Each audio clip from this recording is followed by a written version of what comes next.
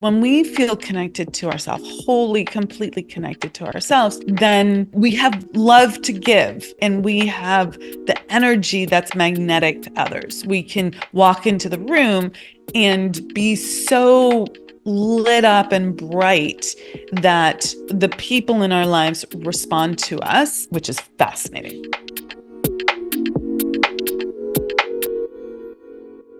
Hello, hello, and welcome to another episode of the Unstoppable Woman podcast. I'm Amira Alvarez. I'm the founder and CEO of the Unstoppable Woman. And today we are doing something that I love because it's what I do with my clients. This is the thing that lights me up, which is coaching, advising, supporting really super successful women to get to the next level. So today I have on the podcast a really good friend of mine and colleague and the owner of a very successful multimillion-dollar business, Pia Silva.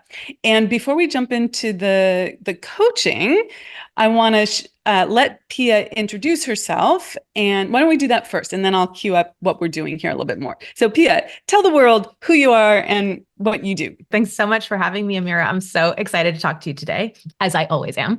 I'm Pia Silva. I own a company called No BS Agencies. We help 1 to 2 person branding agencies scale to $30,000 to $50,000 months without employees.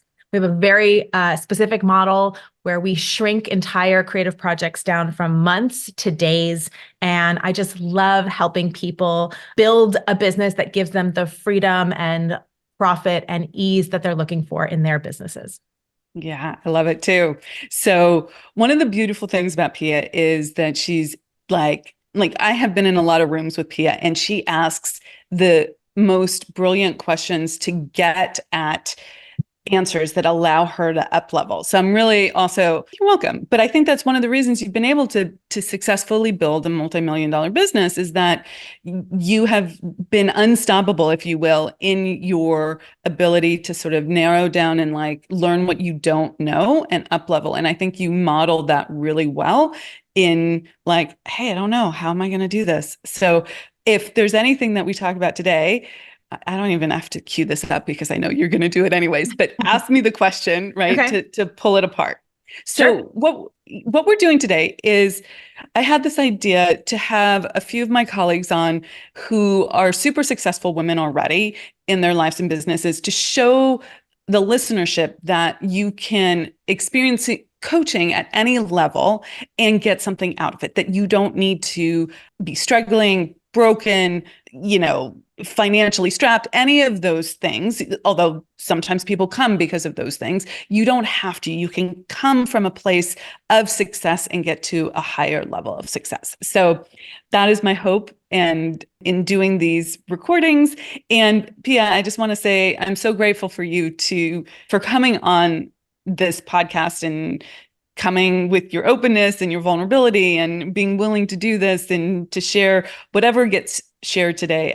I'm just super appreciative of that. So thank you in advance. Yeah, my pleasure. My pleasure. So right before we started to record, P and I were discussing what she wanted to work on. And we discussed looking at the website. On my website, we have these different shadows of success.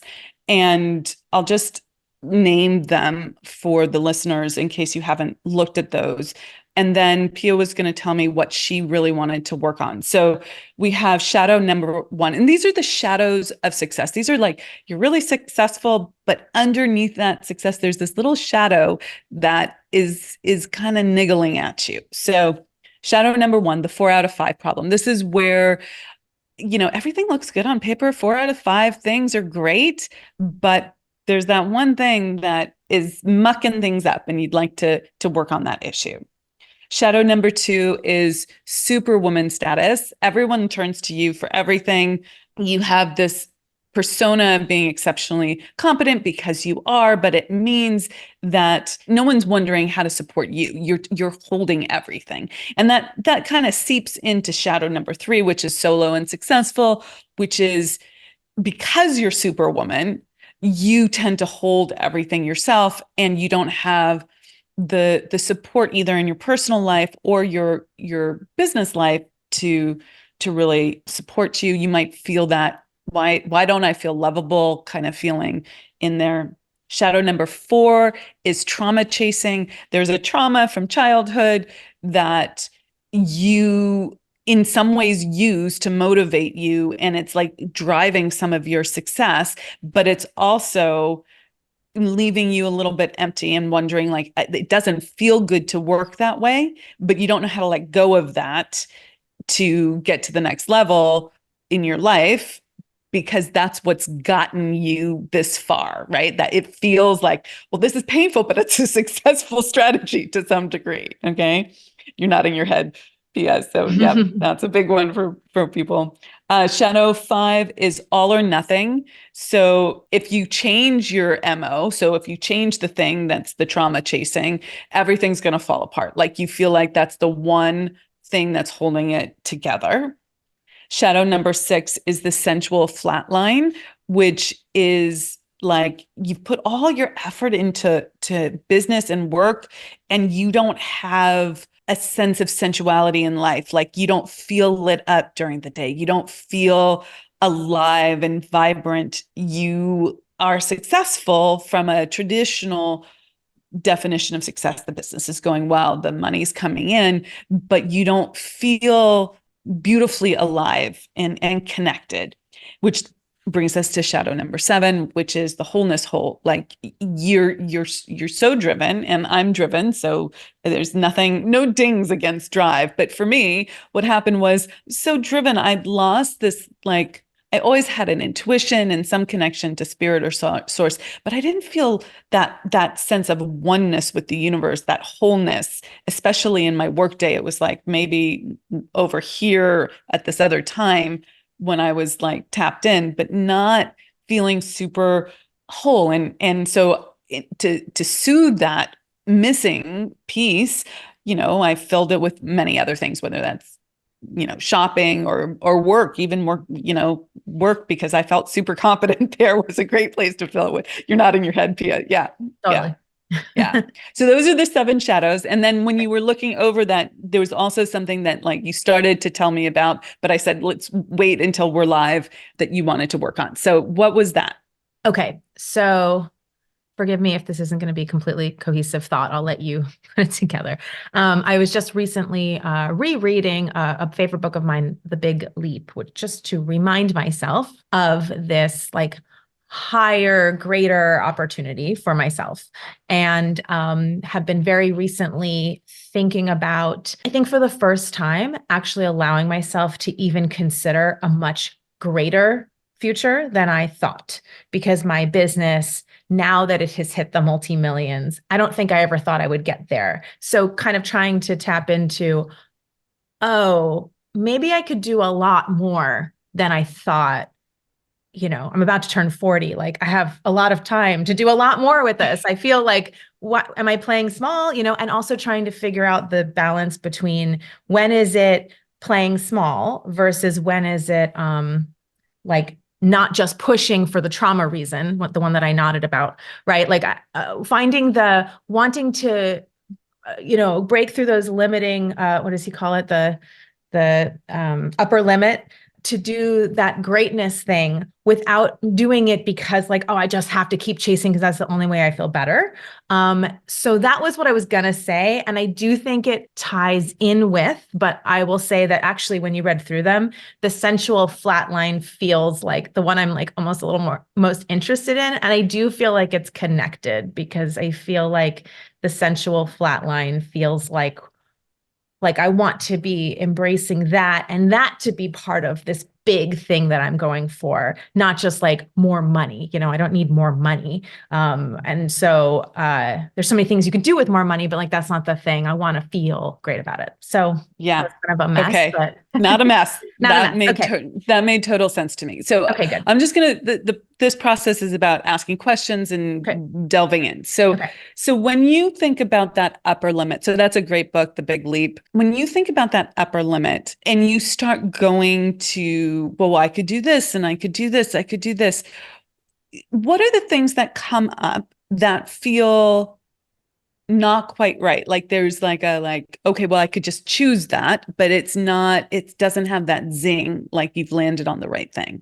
It does feel a little like, oh, I could do this, I could do that, all things that I don't know how to do. And maybe, a little bit I know about myself. I like the chase, right? I like the Hmm. learning. So I guess it's like this aware, like now that I'm so aware of that, it feels like, am I just chasing this feeling of accomplishment, accomplishment, accomplishment?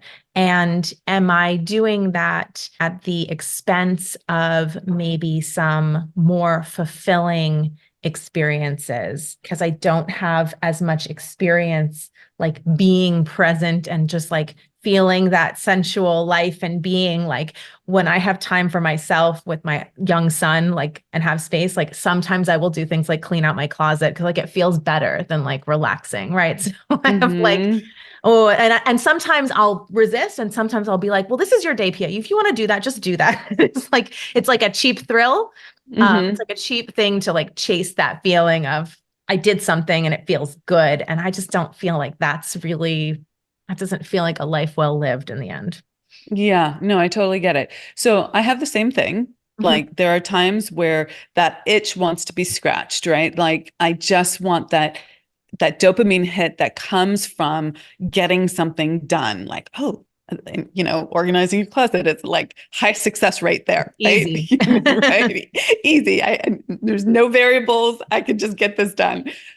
So I totally get that. And the way that I really approached this was to look at, so I personally, let me share my story, and then you can tell me what of that is like a yes and what Yeah. doesn't sync. So I took a step back and I was like, okay, well, I got the business to this level, really love it for all these reasons, don't love it for this. I want to be working on this type of work, doing it with this type of women. I decided I wanted a more spacious life. I was tired of feeling the adrenaline all the time. It was all that I knew, okay?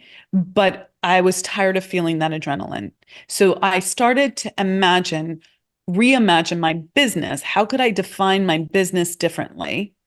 Do my business differently to create more spaciousness and meet my financial goals and needs and all of that concurrently, and this is not the case for you, but there might be an analogous thing. Mhm. Okay, I was like, okay, I am ready for finding my soulmate. Like I am ready for that next level exquisite love. Like I was in a good but not great relationship, and I was willing to let that go. We had a conversation, we both agreed, and like then I was like, I'm calling in this new relationship. And I did, which was quite phenomenal and amazing. And then I was like, this is the impetus I need to make those final changes in the business, okay, to create the life that I wanted. And I started to build an image around how I wanted to live as part of this relationship.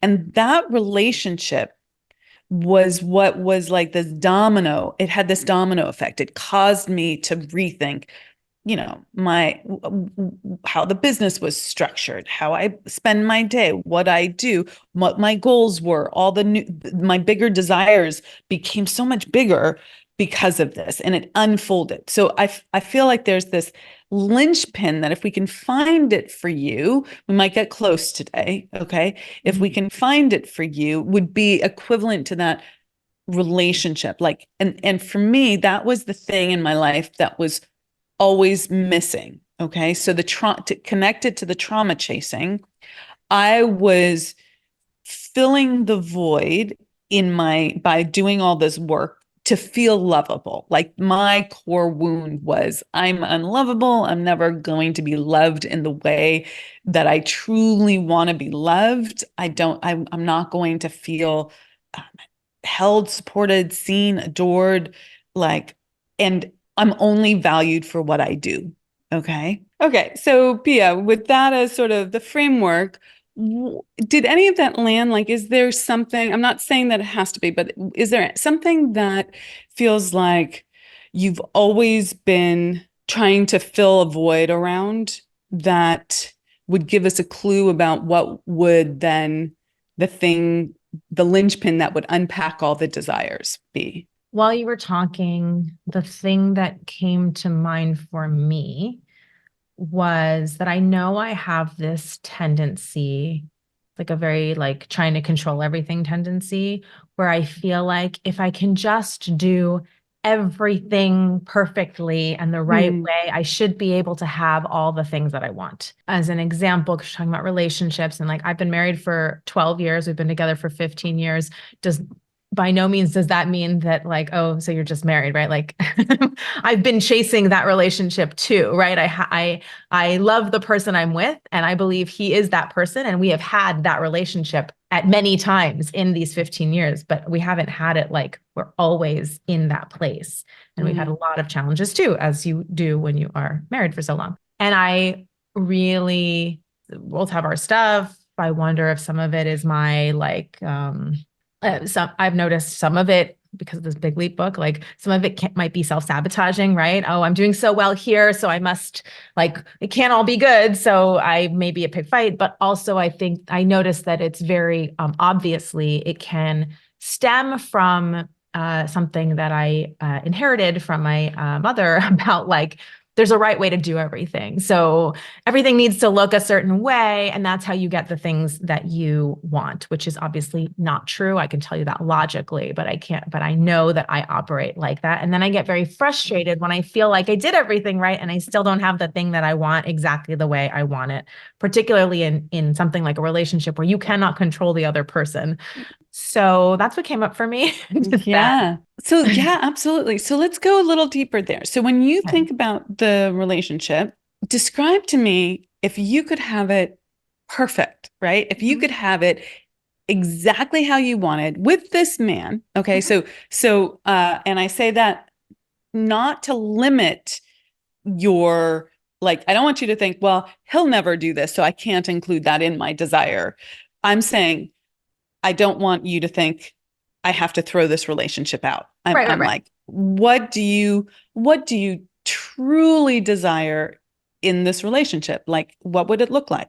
I think those kinds of questions will like always bring up the thing that you feel like you don't quite have, right? Because I have so many things in this. So when you say that, I think I want to, it's not like, I don't think it's like possible. Like, I want to feel like excited about this connection from the moment I wake up until the moment I go to sleep and feel like it is totally reliable. And I say that hesitantly because like loyalty and trust is not an issue in the traditional sense with us, but like a trust of like feeling like the other person is always going to be showing up the way I need.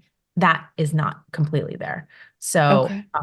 so that I have a fundamental feeling of unconditional love, but I don't have a fundamental feeling of you're going to be here to show up in the supportive, emotionally supportive way that I need and would and want to trust all the time. Okay. Which is too much to ask, but you asked what I wanted. That's Yeah, what I well, want. okay, so pause, not too Okay. much to ask. Okay. And you have to change how you're showing up, how you're asking what you believe you're worth. Okay. So you just said something that I just want to point out that it's a great thing for you to recognize. You just said, yeah, too much to ask, right? Like that's impossible, right? And to me, when I hear that, I know it's not impossible. You might have been challenged by it, right? It hasn't manifested yet. You haven't created that exactly. Lots of really good things, as you said, but that not exactly. But then when you say it's too much to ask, to me, I read, I'm not worthy of that. Now, no one in their head really says, oh, I'm not worthy of that. Okay. Like I never said that, but I felt it, right? I felt like I was never going to find love. That's impossible. And to me, when I hear that, the next thing is to recognize that is an identity issue or self-image issue. They mean the same thing to me. Self-image, the way we see ourselves. Okay, not Mhm. necessarily like a confidence thing, but literally the way we see ourselves or our identity.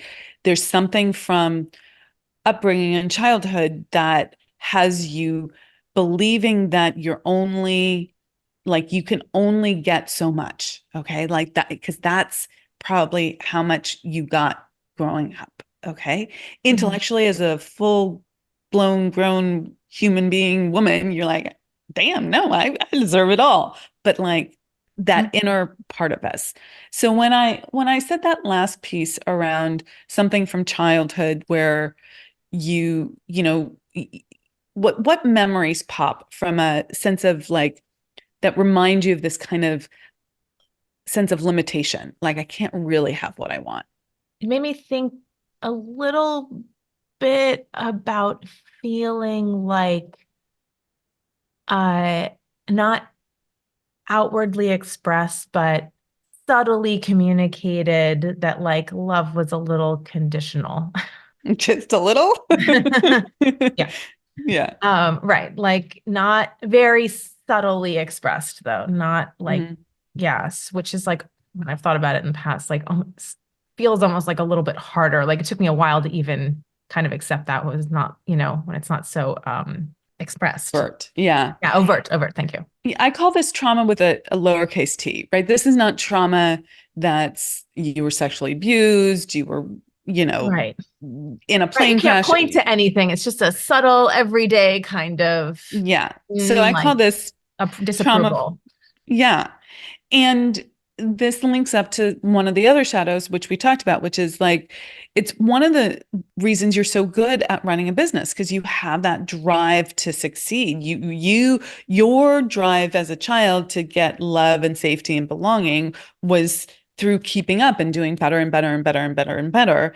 And although it's not good for our hearts per se, it teaches us extraordinary work ethic, persistence, commitment, drive. You have the motivation to go make it happen. Okay. And so on the one hand, your superpower, on the other hand, your kryptonite. Okay. Sure. So was there any particular memory that popped for you, feeling like you could never keep up? I always feel like I should just tell you what, like, the thing that came to mind. It's Yeah, not necessarily definitely. fitting the bill, but like the first thing that came to mind, I know this is top of mind because my son is about to do a play, and I was thinking about like, he's not going to want flowers, but like, I want to bring him something, because I was a dancer and I was like always at the front of the class and I was like always at the front of the performances and like this, but like I remember in multiple places, even though I was always like kind of teacher's pet and like I knew how to do everything, a couple of different times, like there was like one girl who was like better than I was. There was like one girl who just naturally was better than I was. And I remember I remember like coming out of a dance, and I love flowers. I probably love flowers because of this. I remember coming out of a dance performance and like the first thing my mom said to me was like, "Wow, she was really good." And she didn't have flowers for me. And everybody had the flowers from their mom. I was just like a little girl being like, "Where are my fucking flowers?" And like, "Why are you telling me that she was so good?" Yeah. And it still hurts, And it right? still hurts. Yeah. Because you tried so hard. You put all your effort in and it wasn't good enough. And although I'm sad that the sadness has come up, I'm Yeah. thrilled that you've seen it because this is what gets mapped as love. Okay. So consciously, as an adult, you're like, that's not love. Why didn't you bring me flowers? Right. Okay. Why didn't you tell me how beautiful I was, how well I did, how amazing it was, rather than telling me that I'm in second place? Right. Okay.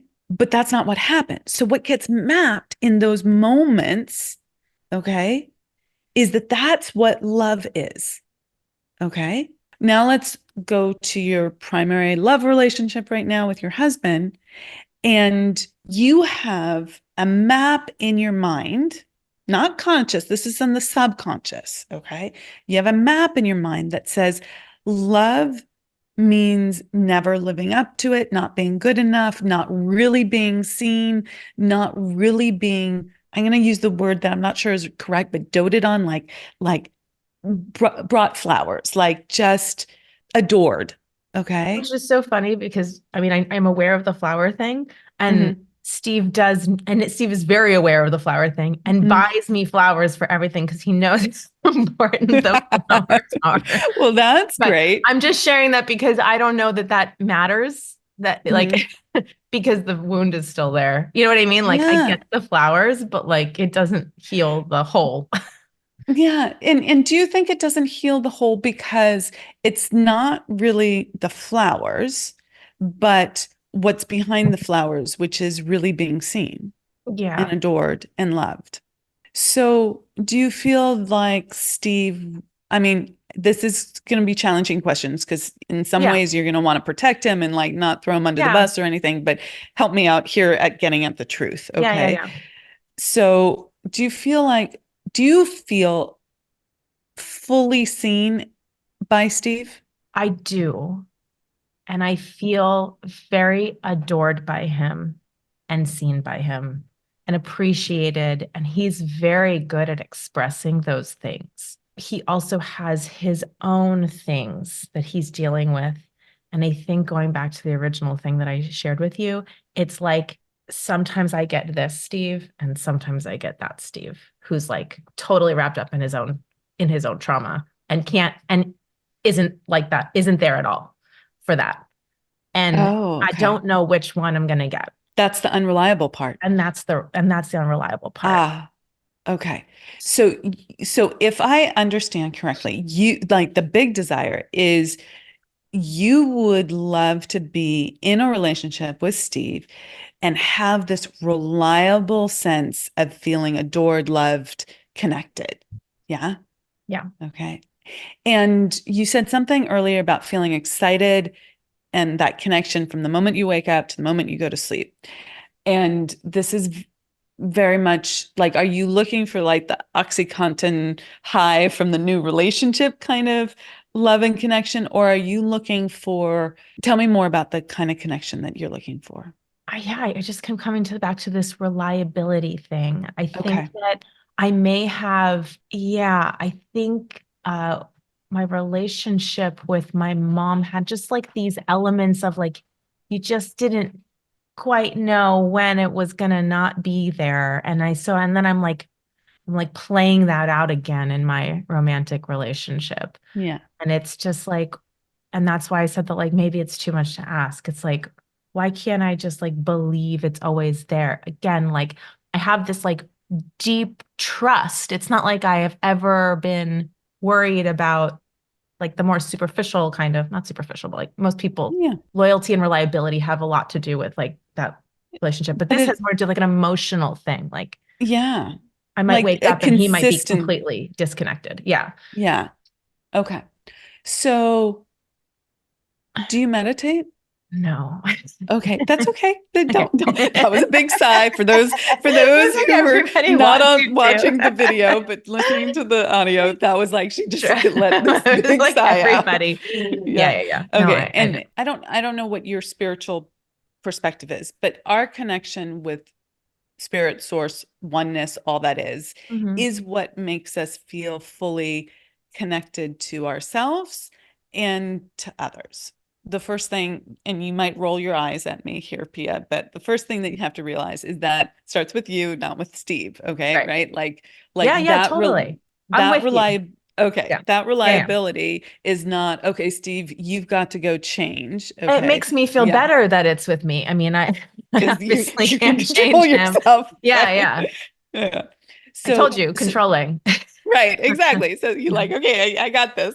Yeah, Um, give it to but me, the Amir. yeah, so the thing that you need to do is you have to work on your connection to yourself, okay? Because when we feel connected to ourselves, wholly, completely connected to ourselves, then we have love to give, right? And we have the energy that's magnetic to others. We can walk into the room and be so lit up and bright that the people in our lives respond to us. And if they don't in the millisecond that we want them to, we're still lit up because that's what we really want. You don't actually want to be dependent on Steve, right? You Right. just want to feel this love. And when and you'd like to have it with him, but really you just want to feel alive and in love with life and right. Okay. So first it's a connection to self, and we get that connection to self. The best slash primary way that I have done that is through meditation. And for years I was like, oh, these people talk about meditating. I should try meditating. I would try meditating. I would do it for a few days and then I'd be like, it's hard. I can't do this. I suck at this. Like this is not for me. And then, every year or so I would try this and kind of fail. I will tell you that the way that I got into meditation that stuck was to use Joe Dispenza's work. And I love you his book. Yeah, familiar. yeah, so go to his website and find one of his meditations that calls to you.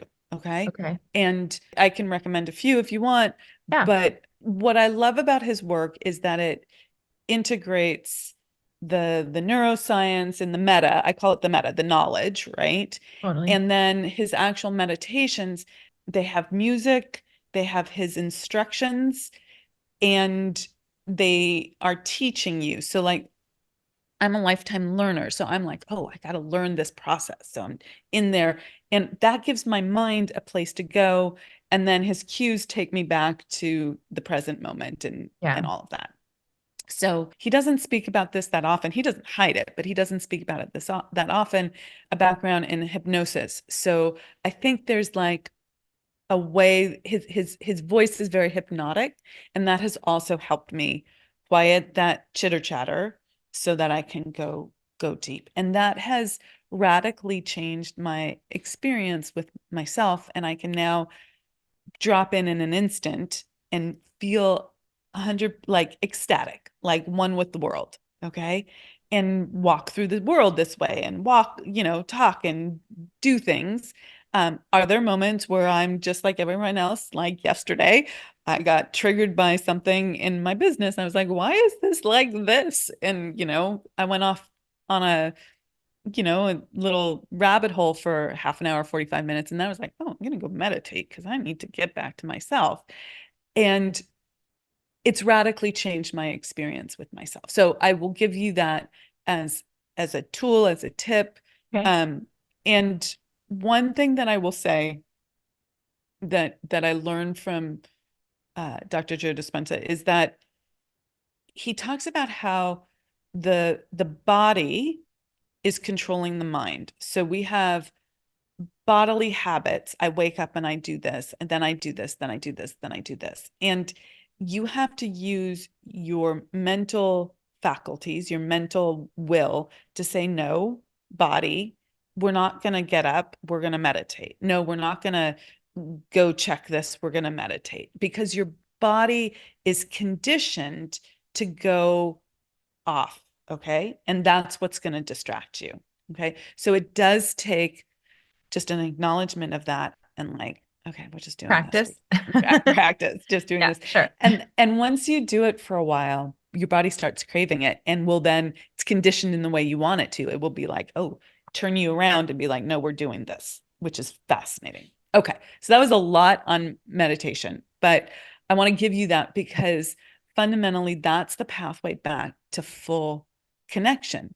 And given what I've just shared about meditation, a lot of people will say, well, I don't have time to meditate, or I don't know how to fit it in. Or are there other things that come up as gating factors? No, I have time to fit it in, and I've done a good job.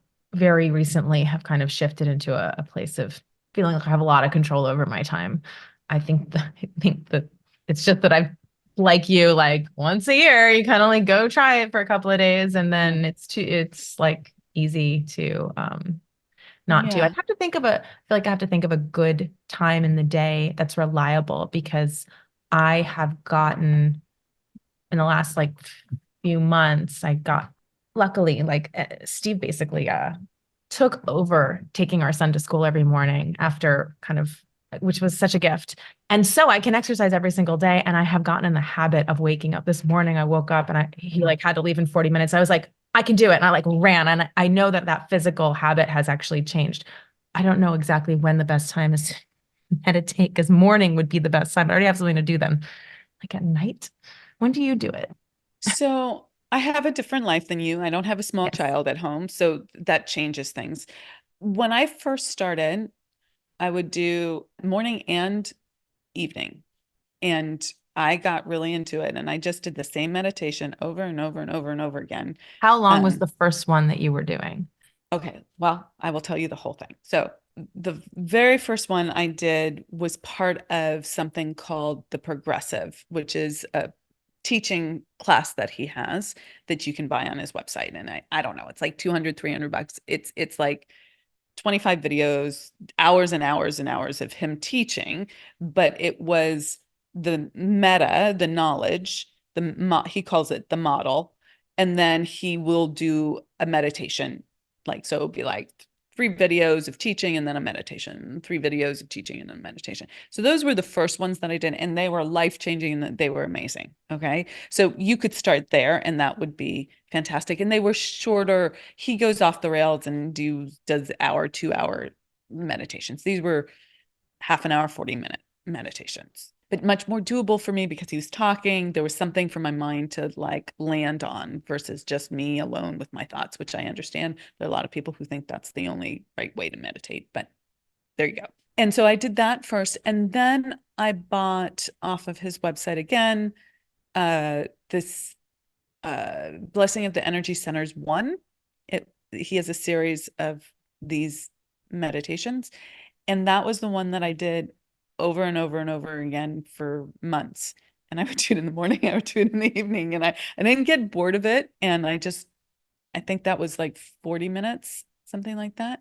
And at first I thought, how could I spend all this time doing it? But then I started craving it and it changed my world. It was radical. And now I do Wow. it. Yeah. Now I do it like I did a short 20-minute meditation this morning, and I'll probably do a longer one after after workout, after dinner, before bed kind of time frame. But sometimes I'll do it like yesterday. I did one, I at like 4:30 because I was like I could feel myself getting agitated, and I know that that's not a place of making good decisions, and I wanted to come back to myself. So I just changed my schedule and I stopped and I did my meditation at Wow. 4:30 in the afternoon. So, Wow. but I don't have a little kid. I have a different life that allows for that. Yeah. Um, but the real answer is he recommends first thing in the morning before your day starts. That's great. If you do that, that's fantastic. I think really anytime you can do it is the right time to do it, right? Okay. Okay. Right. Okay. Yeah. So we've gone down a deep dive into meditation, but I think that this is an extraordinarily powerful tool, and it's allowed me to open my heart and really become sort of super connected to the all I call it all the energy that is. It's like this oneness, this intelligent energy of that is consciousness, is awareness. And when we're tapped in like that, our hearts are open, we feel alive, it feels ecstatic. And it's allowed me to like know my soul, if you will. Okay. And I can tell you more about that if you want. This is more of a Okay. conversation than coaching, but Yeah, I'm yeah, happy yeah. if this helps to Yeah. keep I think I have to going. try it. Yeah. Yeah, I would definitely try it. You're a learner, you're curious. Yeah. I would probably do the progressive, just purchase that, watch his videos as you're getting ready to go to sleep or whatever, whenever your time is. And like let it seep into you. What I think works about that is that he builds this model over the hours that you're watching these videos, and then you're like, "Oh, I want that." And it gives you the Okay. motivation to then do the Mm. the meditations. Gives So more context than just, okay, now close your yeah, eyes. Yeah. yeah, Okay. yeah, Cool. Sounds great. yeah. So I think that if you can lean into the meditation, I think it will address that sense of connection, that sense of excitement, that feeling tapped in and alive. And then let's talk about this idea of like a reliable sense of like who Steve is and is he always going to be there for me? Okay. So The question that comes to mind, which is a little bit of an obvious one, but is where are you not reliable in your relationship with Steve? I think I can obviously show up with the wrong energy when things in my business are feeling stressful. And that's probably unreliable. And I think I hide that because I have a very even way of showing up. But again, like subtlety, just like I was saying, it's like I learned the art of subtlety. So I have a feeling that am unreliably, subtly displeased. So you need to clean that up. Okay. Yeah. So if you want, so the law of vibration says everything in the universe vibrates. Everything has a frequency at which it vibrates. And we vibrate. We have a frequency at which we vibrate, and it changes. Okay. But it is indisputable, regardless of whether we're smiling and saying particular words, there's a vibration behind it. If you're in a vibration of being displeased, that is the vibration that is being sent out that will be matched, because we everything in the universe is attracted to other things of the same vibration, okay? Or the vibration that they want to be at, okay? Does that make sense? So if you're vibrating, if you're unreliable in this way and vibrating in a sense of being displeased, and if you're putting out, I'm displeased, you wouldn't want to connect with anyone who thought they weren't pleasing you, right? It's like the big, stop sign, you want to run in the other direction. So you're not going to get reliability if you're putting out displeased, okay? Mhm. You have to become someone who, when something happens in her life or her business that isn't working, you are able to express it and transmute it into a good place, and not be sending out this subtle, not so subtle energy of displeasure, right? Displeasing, because you won't get the connection. Okay. And I'm hyper aware of this and I have worked so hard to not be this. Like something I just like about myself is like I said, there's like a best way to do everything. So anytime something's not being done the best way, like I am noticing, and then I am in the last, 10 or 15 years being like, but it's okay. Like, who cares? Just get out. Like, definitely don't say anything because nobody cares that you think there's a better way to do this. But it's not. It doesn't mean that that's what I'm talking about. That subtlety. It's like I'm Yeah. feeling it. I'm trying not to feel it. So when you feel it, what would happen if instead of just not saying it, you instead said, "Oh, I don't need to feel that." Like you actually let go, like let that feeling, okay, so what we resist persists. So you're Mhm. feeling something. I'm displeased. This is not the right way of doing this. I'm not going to say anything because I've learned that, but you are resisting something. What are you resisting? I'm resisting saying something. I mean, I feel Hmm. like I'm swallowing it. And before, when you didn't swallow it and you said it, I didn't get the did it, outcome I wanted. okay, and did it relieve the feeling? It probably felt like it scratched an itch.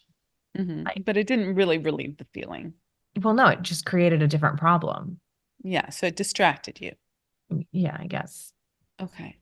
So when you have the feeling this is not being done correctly, what's underneath that? Why do you even care if it's done correctly? And let's not work in the hypothetical. Can you give me a specific example recently where you held your tongue and you didn't say anything? You were gracious, okay? But inside you were like, that's not the right way. And you felt this feeling of displeasure, just being displeased. With Steve or just in general? Either one, something that's recent. I was just involved in an event this weekend for a friend, and the person who was organizing it like asked me to come early to help her set this thing up. And then when I got there, there was nothing to do. And then she didn't come until after it even started. And I was just like, you just wasted like an hour and a half of my time. And I was so frustrated. But in the service of not wanting to have any negative feelings in this event, which was also joyous, I just swallowed it and was just like, hey, like, you're going to be a team player here, even though you are super busy and have been very gracious with all of your time and being so helpful, like, and somebody just totally like disregarded the fact that your time is so valuable. I And swallowed when you, yeah, that. and when you swallowed that, that's a great example. When Felt you horrible. swallowed, I when was you angry. I'm swallowed still that, angry about it. right? Yes. Okay. So, which note the amount of energy that's taking. Okay. Yeah. Okay. Mhm. So when you swallowed that and saw your friend, were you It was my emanating friend's this? friend who did it to me. So it wasn't my friend. It was her friend who did it. Okay. So yeah, it wasn't my Whoever. friend. Yes. Okay. Okay. Whoever you were Yes. interacting with, Yes. were you sending out that subtle displeasure? I'm I'm sure that displeased. I was. I Well, were was, you or were you not well, I was actively not, but I'm smiling? sure, Yeah. but I had the feeling. So I'm sure that I was sending Okay. it out. So But I you was you aware of it. I'm very aware of, I'm feeling this. I'm like overly smiley when I'm feeling that way because I'm like, I really don't want you to know how pissed off I am about this yeah. thing. But if you could go back to this event Okay. and the interactions with these people when you're Mhm. trying to fake it, okay, and you're Mhm. smiling and you're Mhm. overdoing it, Mhm. but you know that you are displeased, Mhm. okay, and you're trying to confuse the radar, if you will, okay, Mhm. with your smiling, okay. You can feel how you were feeling in that moment. Can you go back to that? You know what Mhm. that feeling is. Mhm. Okay.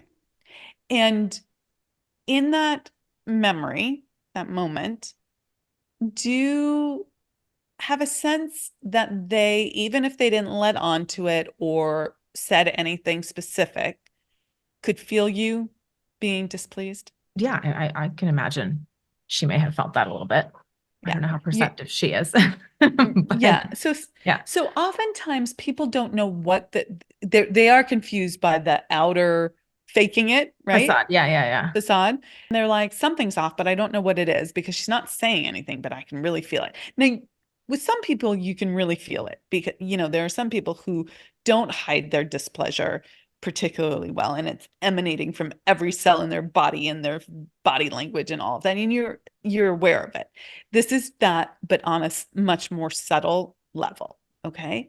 And so people can feel it even if they don't say anything about it. So in that Mhm. moment, what are you resisting? Well, I think I was having very conflicting, polar opposite feelings. I was feeling incredibly righteous about my position. It was Hmm. completely unnecessary and it was Hmm. rude, in fact. Hmm.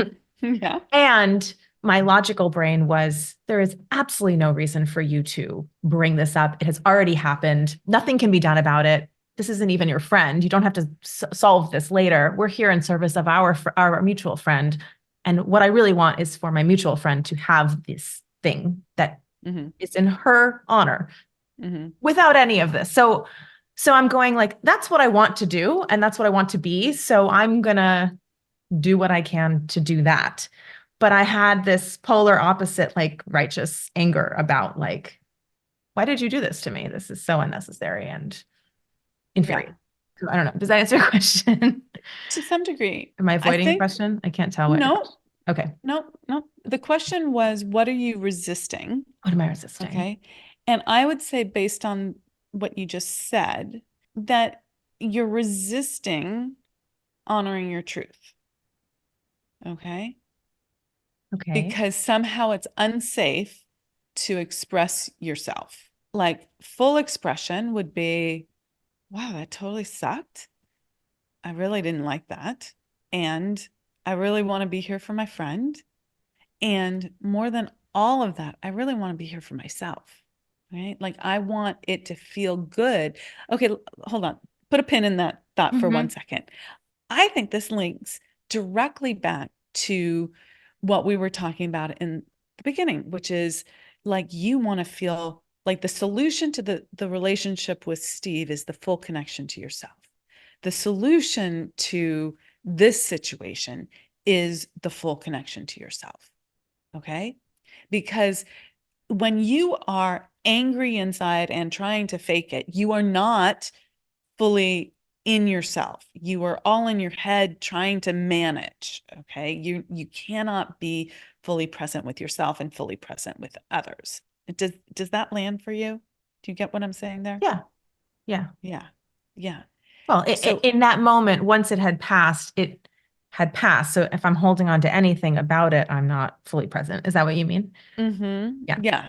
Yeah. And if I'm having like feelings about something that has already passed, it's like now I'm thinking about that thing, or I'm feeling residual feelings about that thing, when really it's like, well, we're here now. So is that Yeah. So both in this moment when we're talking about the past and also in that moment after it had passed and you were experiencing the event, you're still kind of fuming inside. Okay. So you're not present then.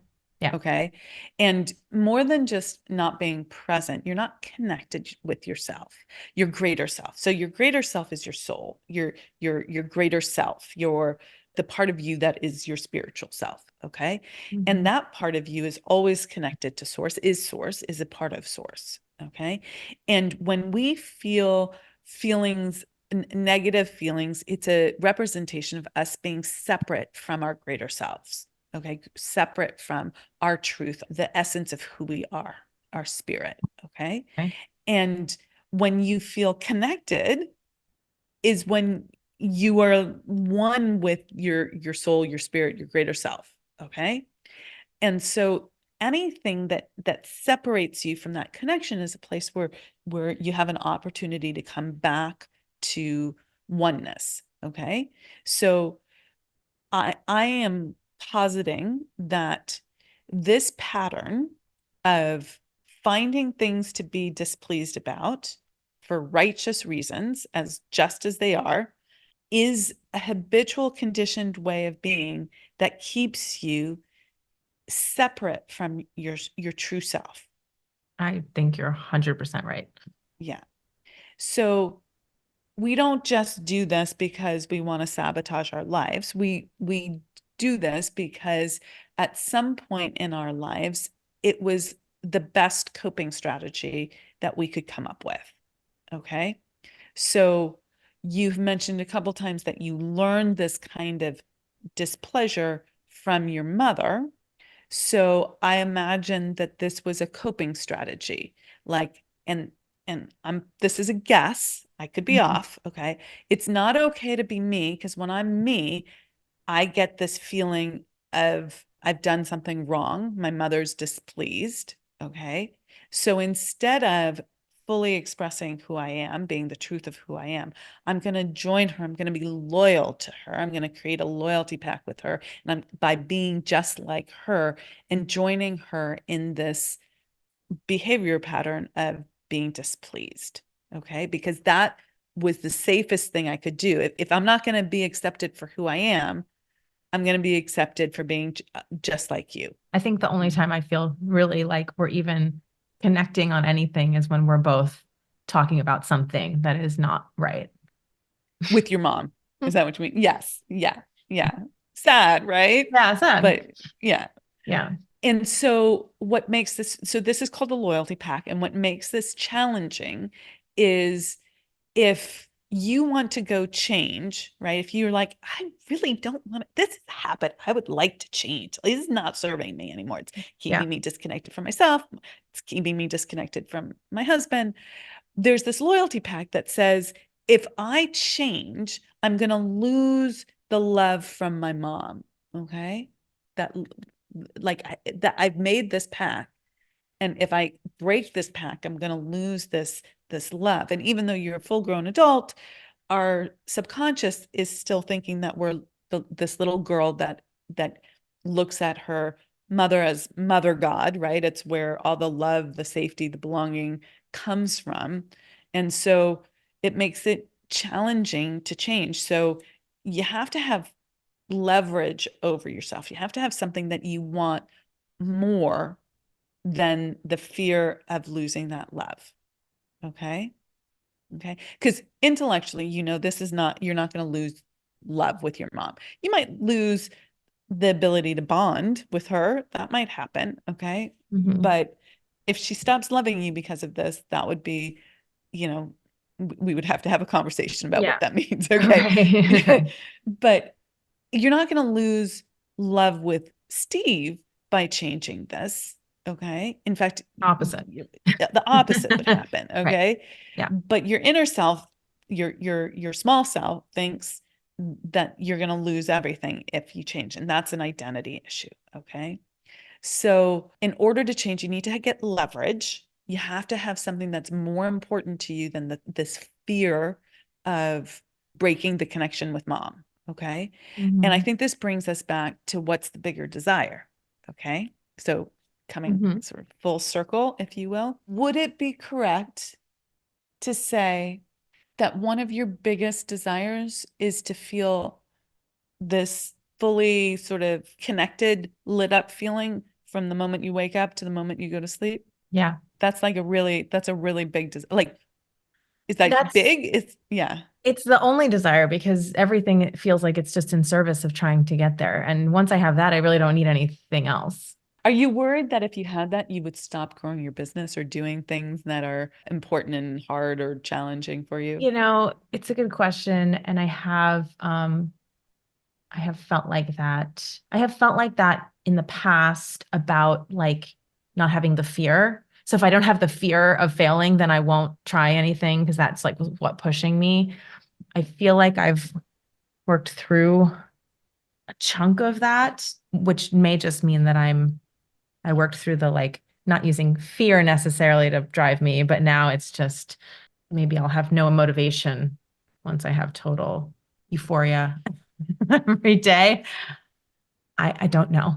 It sounds Yeah. logical to me. I can't tell you I like completely tap into that feeling when you say it, but that would make a lot of sense. I think there's a real shift for people that happens from when they're being driven from fear to being driven by desire. And it sounds like you're right at that cusp. Yeah.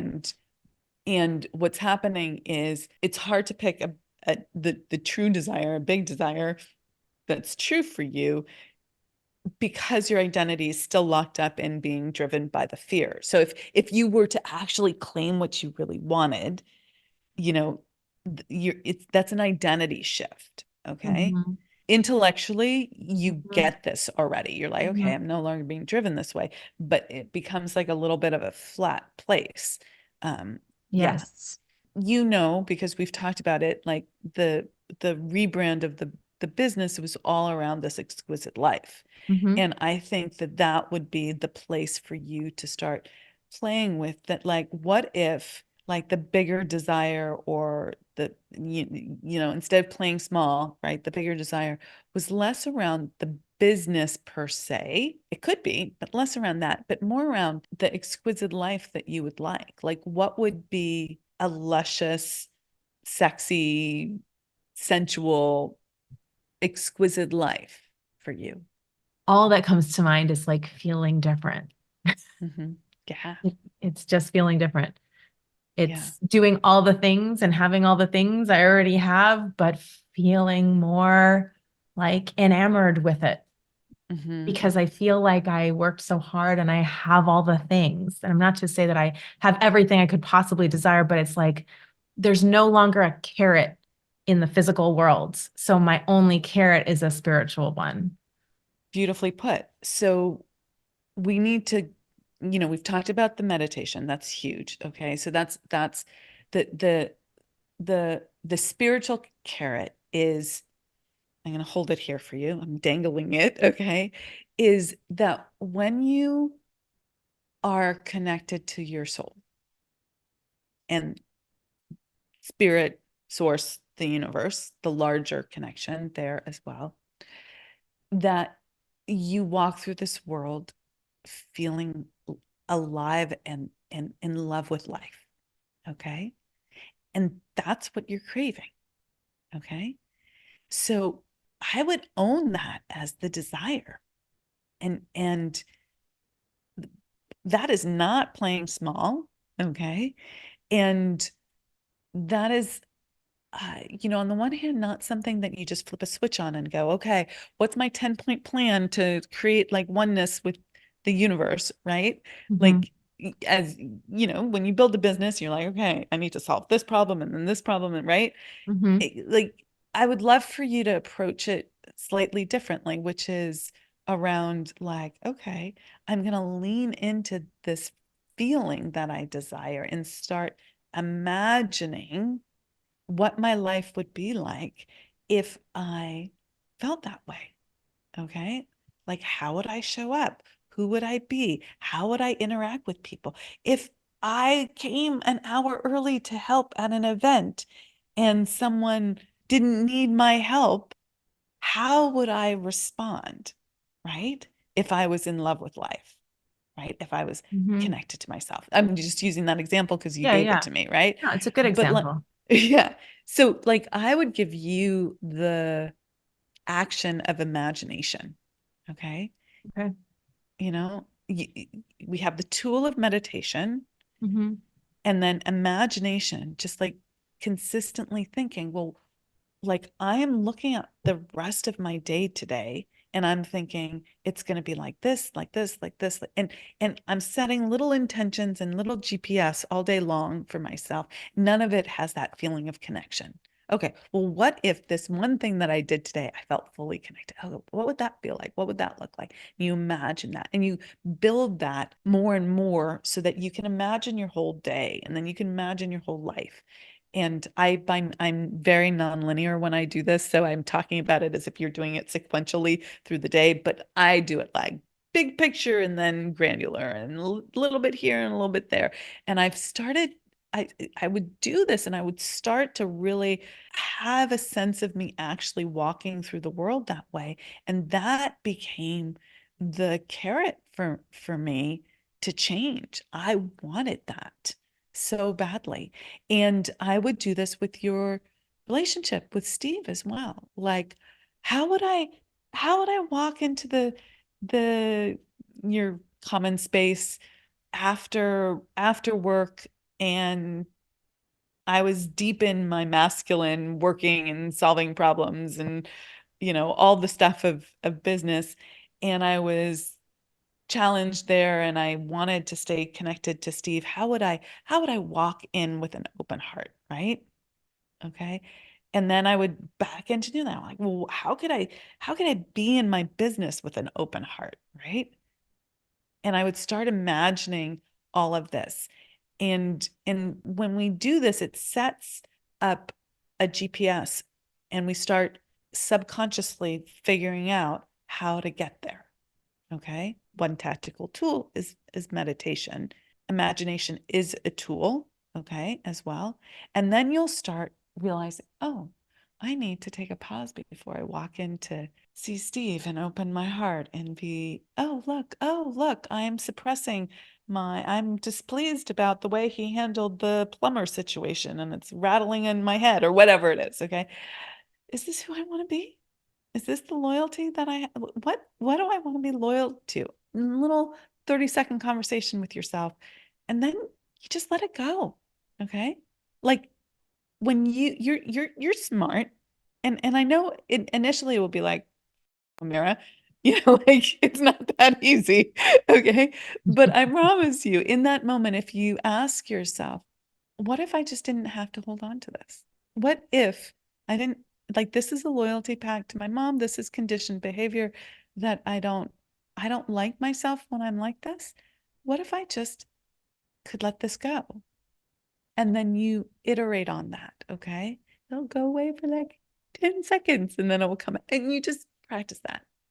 Okay, questions Okay. on those kind of three things that I just gave you: meditation, imagination, practicing being a different person. Practicing. No, Yeah. no, no. I love this. I love this. I'm ready to do it. I feel like I have to do something really I have to do planning for a retreat for my clients that are coming into New York this afternoon, like right after this.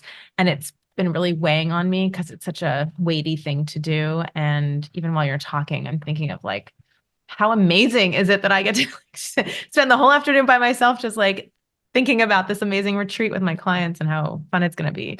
And I can tell that I approach things with a weighty feeling a lot of Yeah. times when I don't need Yeah. to. Yeah. And that's a great recognition. So that's like approaching it not with that connection, not with that openness, not with that, right? And it's also, you talked about being driven by fear, right? Before, and now you're like, there's still like that to me is like this, like, oh, a should, right? And like there's a conditioned behavior there around it. Yeah. There's a lot of, because I do so many things where there's no one to pat me on the back and say you did it right or it's finished, right? So I have to constantly be deciding I'm done with this, it's good enough, all of that, which I think is paired with a fear of not doing it well enough because of this whole thing that I just talked about. So Mm-hmm. especially things like this, they feel very weighty because it's like, wow, like a whole bunch of opportunities for me to not necessarily do as good a job as I should and not even know because there's no one to tell me. And so I just have to decide and, and that's most of my Yeah. day, right? Because most of the things I do, there's no boss. Are So it's me. absolutely. So what I find interesting there is like you've created a life for yourself where there is no mom with flowers, right? Okay. Like you've eliminated that. Like that didn't work for me. Okay. What's that Miley Um, Cyrus song? I can buy myself flowers. right, exactly, exactly. So there's that. But then there's also like the thing that I want to give you for this upcoming Mhm. work that you're doing is what if you did it for you? Okay. Like, because the way you're approaching it is like, okay, all my clients are coming in. I need to make it great for them, which valiant, like, I love that. That's good. We want to do excellent work for our clients. Absolutely. Mhm. But what if you made it great for yourself? Okay. Like, what if instead you defined for you what would be amazing? What would be an amazing outcome for this afternoon? Like going, like, what would be amazing? What if I approach this with a light heart and like doing it for me and like just like came up with all the ideas that I wanted to do and felt like that was good enough? Okay. So that could be one thing. You get Okay. to decide on your intentions. But Yeah. like, what if it was okay to just do it for you, for how it felt for you? Yeah. What if? Yeah. Yeah, that Okay. sounds pretty nice. So Yeah.